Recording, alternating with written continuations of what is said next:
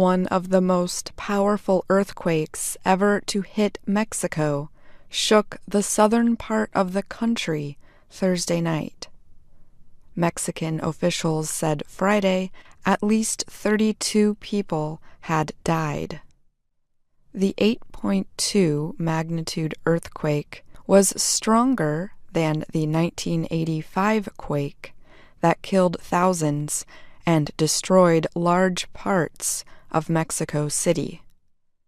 Hundreds of buildings collapsed or were damaged. Smaller quakes have followed.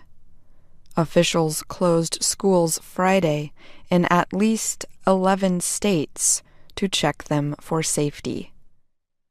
The U.S. Geological Survey said the quake was centered in the Pacific Ocean off the coast of Chiapas State.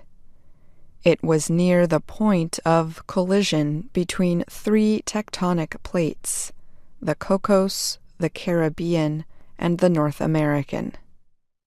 The USGS said the quake struck at 11:49 p.m. local time Thursday.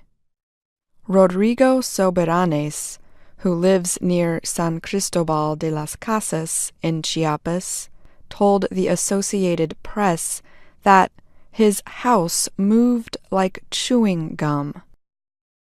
The quake caused buildings to move violently in Mexico's capital, more than 1,000 kilometers away.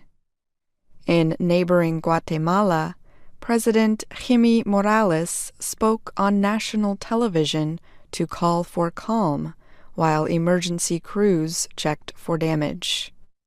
"We have reports of some damage and the death of one person, even though we still don't have details," Morales said. I'm Ashley Thompson.